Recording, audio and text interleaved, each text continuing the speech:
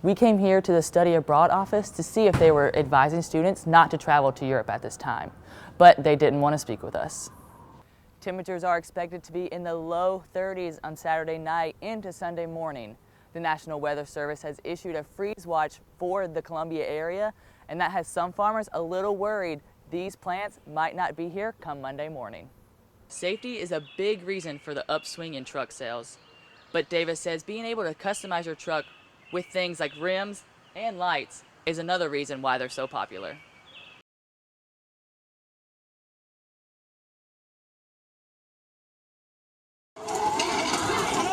The first two bombs detonated at 8 a.m. inside the Brussels airport. My stomach dropped, and it kind of took a while to process what was going on. We spoke with Carly Lauper by Skype. She is a USC student studying abroad in Brussels. She was flying back from a weekend trip to France when the bombs went off in the Brussels airport. A lot of military. There's military everywhere. Your store just opened, but you have to go through security to get through. Lauper says the study abroad office at USC reached out to her to make sure she was safe. Got emails both from my advisor from USC, Okay. the study abroad office, and then like another official from the study abroad office. Okay.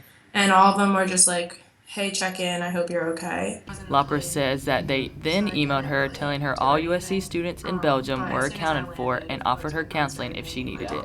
Due to the bombings, the State Department has issued a travel alert for all of Europe until June 20th.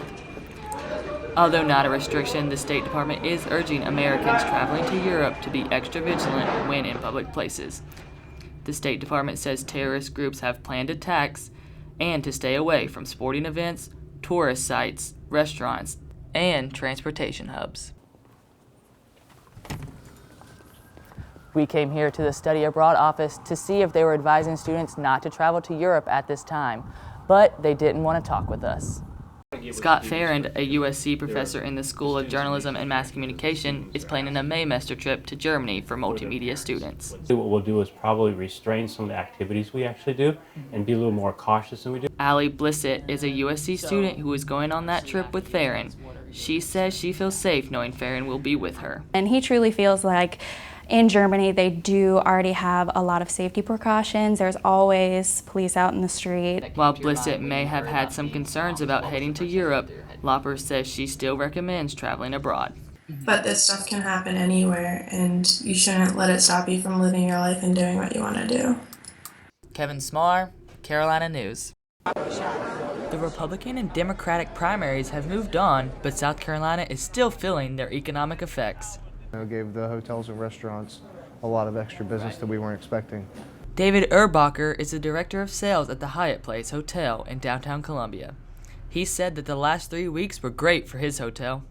Typical weekday rates range from $189 to $209. Our midweek rates were $399, roughly per se. That $190 difference for a room gave the hotel a big boost for the month of February. I am going to hate doing budgets next year for February. Let's just put it that way. And this will definitely be a challenge to replace for years to come. But hotels are not the only businesses that capitalize from the South Carolina primaries. Television advertising felt the impact too. The first is in terms of the advertising dollars that we see here locally that are both spent on the part of the candidates themselves as well as the political parties. During the primaries, a political spot between 6 p.m. and 7 p.m. cost between $625 and $800 for candidates on the CBS affiliate in Columbia, WLTX. During 1 week, 409 political ads were bought to air. Von Nessen said tourism also had an impact from the primaries.